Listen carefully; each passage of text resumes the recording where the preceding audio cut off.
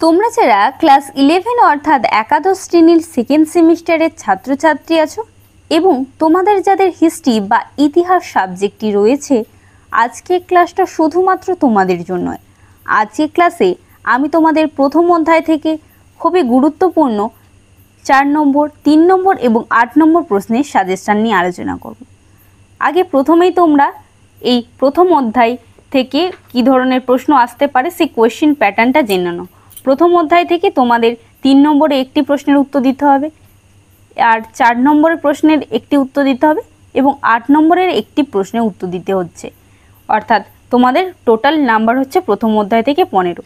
অর্থাৎ প্রথম অধ্যায় থেকে তোমাদের একটি বড় প্রশ্নের উত্তর দিতে হবে, অর্থাৎ 8 নম্বরের প্রশ্নের উত্তর দিতে হবে এবং 4 এবং 3 নম্বরে একটি লিখতে হবে। বোঝা গেল? এরপর তোমরা এই 8 নম্বরের প্রশ্নের সাজেশন কি রেখেছি তোমরা প্রথমেই দেখে নাও, তারপর আমি 3 এবং 4 নম্বর প্রশ্নের সাজেশনটা আলোচনা করছি। প্রথম যে প্রশ্নগুলো রেখেছি তোমরা দেখে নাও। এই 8 নম্বর প্রশ্নের 8 নম্বর মানের প্রশ্ন প্রথমেই রয়েছে, খুবই গুরুত্বপূর্ণ প্রশ্ন এটি। কৌটিল্যের অর্থশাস্ত্রে রাজতন্ত্র ও রাষ্ট্রনীতি সম্পর্কে ধারণা আলোচনা করো। দ্বিতীয় প্রশ্ন রয়েছে, কৌটিল্যের সপ্তাঙ্গ তত্ত্ব সংক্ষেপে আলোচনা করো। 3 নম্বর প্রশ্ন আমি রেখেছি, ব্যাধির ফতোয়াই জাহানদারিতে রাজতন্ত্র ও রাষ্ট্রনীতি সম্পর্কে ধারণা কী ছিল।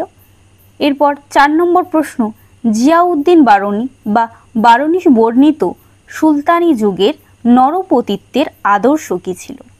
এর পরবর্তী প্রশ্ন অর্থাৎ 5 নম্বর প্রশ্ন রয়েছে, দিল্লির সুলতানি রাষ্ট্রের প্রকৃতি আলোচনা করো। এই প্রশ্নটি খুবই গুরুত্বপূর্ণ, তোমাদের পরীক্ষার জন্য খুব গুরুত্বপূর্ণ। আমি দেখো পাশে স্টার দিয়ে রেখেছি তোমাদের বোঝার সুবিধার্থে। এরপর 6 নম্বর প্রশ্ন, নতুন রাজতন্ত্র ও টমাস ক্রমওয়েলের অবদান লেখো। এরপর 7 নম্বর প্রশ্ন, পারস্যিক শাসন ব্যবস্থায় প্রশাসনিক একক হিসাবে ক্ষত্রপ বা স্ট্যাট্রপ ব্যবস্থার সংক্ষিপ্ত পরিচয় দাও। এই পরবর্তী প্রশ্ন অর্থাৎ 8 নম্বর প্রশ্ন আমি রেখেছি, ম্যান্ডারিন শব্দের উৎপত্তি ও অর্থ সহ চীনের ম্যান্ডারিন ব্যবস্থার পরিচয় দাও। এর পরবর্তী প্রশ্ন, পারস্যের ক্ষত্র ও চীনের ম্যান্ডারিনের বর্ণনা দাও। এরপর 10 নম্বর প্রশ্ন, ইকতা ব্যবস্থার বিবর্তন আলোচনা করো। এরপর 11 নম্বর প্রশ্ন, মনসবদারি ব্যবস্থা সম্পর্কে একটি টিকা লেখো। এরপর তোমরা এক্সট্রা বা অতিরিক্ত প্রশ্ন 8 নম্বর বা প্রশ্নমান 8-এর যে প্রশ্নগুলো তৈরি করবে সেগুলো তোমরা দেখে নাও। অর্থাৎ 8 নম্বরের প্রশ্নের জন্য যে প্রশ্নগুলো অতিরিক্ত তোমাদের তৈরি করতে হচ্ছে সেই প্রশ্নগুলো হলো, প্রথমত 1, প্লেটোর আদর্শ রাষ্ট্রের ধারণটি বিশ্লেষণ করো। আর কি প্রশ্ন তোমাদের তৈরি করতে হচ্ছে এই প্রথম অধ্যায় থেকে তোমরা দেখে নাও। দ্বিতীয় প্রশ্ন রয়েছে, অ্যারিস্টটলের আদর্শ রাষ্ট্রের ধারণটি বিশ্লেষণ করো। এবং তৃতীয় এবং শেষ অতিরিক্ত প্রশ্ন, ম্যাকিয়াভেলির রাষ্ট্রতত্ত্ব বিশ্লেষণ করো। প্রথম অধ্যায় থেকে এই ছিল তোমাদের 8 নম্বরের প্রশ্নের সাজেশন। এরপর 3 এবং 4 নম্বর প্রশ্নের সাজেশনটা দেখে নাও।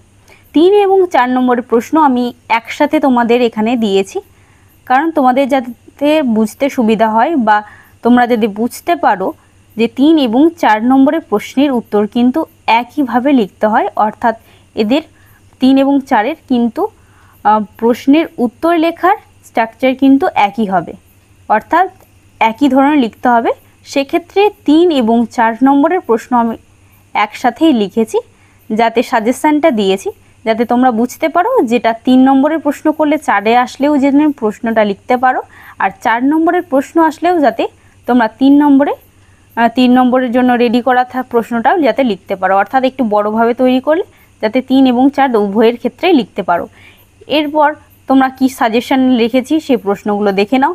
প্রথম প্রশ্ন সাজেশনের দেখতে পাচ্ছ, কৌটিল্যের অর্থশাস্ত্রে বর্ণিত মণ্ডল তত্ত্ব সম্পর্কে আলোচনা করো।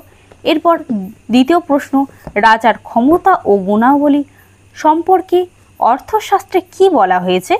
এরপর 3 নম্বর প্রশ্ন, ধর্মাশ্রয়ী রাষ্ট্রের সংজ্ঞা ও এর মূল বৈশিষ্ট্য লেখো। এরপর 4 নম্বর প্রশ্ন, নয়া রাজতন্ত্রের টমাস ক্রমওয়েলের ভূমিকা লেখো। এরপর 5 নম্বর প্রশ্ন, ইকতা ব্যবস্থা বলতে কি বোঝো। এরপর 6 নম্বর প্রশ্ন, মনসবদারি প্রথা প্রবর্তনের উদ্দেশ্য কী ছিল। এরপর 7 নম্বর প্রশ্ন হচ্ছে মনসবদারি প্রথা কি, এর বৈশিষ্ট্য লেখো। খুবই গুরুত্বপূর্ণ প্রশ্ন। এরপর এই 3 এবং 4 নম্বর প্রশ্নের সাজেশানের যে এক্সট্রা তোমাদের বা অতিরিক্ত প্রশ্নগুলো তৈরি করতে হচ্ছে, তোমরা এই প্রথম অধ্যায় থেকে এই অতিরিক্ত 3 এবং 4-এর প্রশ্নগুলো দেখে নাও। প্রথম প্রশ্ন, আধুনিক জাতীয় রাষ্ট্রের বৈশিষ্ট্যগুলি লেখো। দ্বিতীয় প্রশ্ন, হবসের রাষ্ট্রচিন্তায় প্রাকৃতিক রাজ্য কেমন ছিল।